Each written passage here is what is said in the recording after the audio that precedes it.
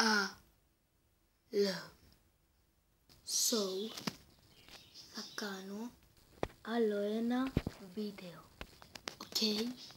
So, το part 1 του Q&A είναι τώρα. So, Ανδρέας Χριστοδούλου. Ποιος είναι ο καλύτερος παίχτης, Ιμπραχίμοβιτς ή ο Ρόμπεν? Δύσκολη ερώτηση. Δεν να σας δείχνω τις ερωτήσεις, τέλος πάντων, για να μην κάνετε καμιά βλάκια στο Facebook. Ο Ρόμπεν. Να σας πω κάτι που μπορεί να μην ξέρετε. Ο Ιμπραχίμοβιτς δεν είναι καλός. Αλήθεια. Έβουρα καθόλου. Μόνο κελούες πιάνει. Ούτε κανένα ψαλιδάκι.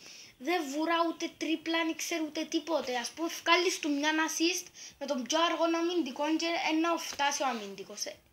Λογικά είναι ο Ρόμπεν που ξέρει τρίπλες σε γρήγοράδα, κάνει κελούες ψαλιδάκια. Είναι ο Ρόμπεν. Μαρίνα Θοΐδου. Ποια κορούα είναι η καλύτερη της τάξης μου?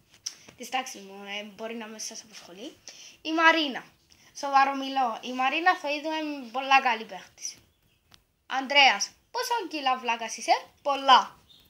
Πόση την έχεις στην πουλού σου? Παναγιώτης Νικολάου. Σε παρένθεση μετρά την μπροστά μας.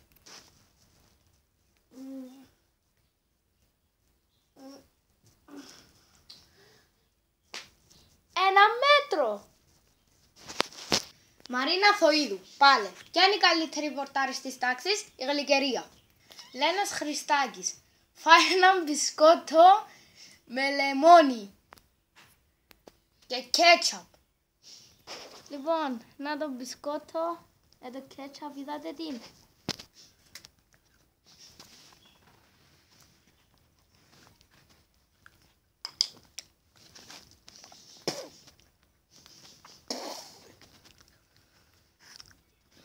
Oh my life, είσαστε μαλάκες.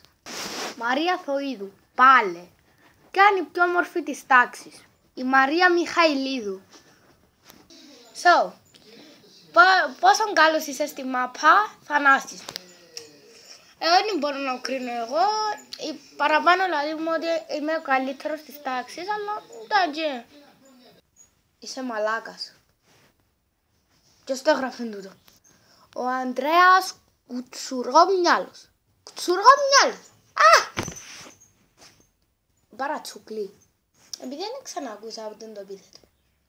Κουτσουρόμυαλος. Είναι παρατσούκλι σίγουρα. Αλλά μπορείς να είναι επίθετο. Εμένα που είναι πανταζής. Πανταζώ. So, αυτό ήταν το βίντεο. Και εσύ που με είπες μαλάκα, θα σου πιερώσεις. Και εσύ είσαι μαλάκας.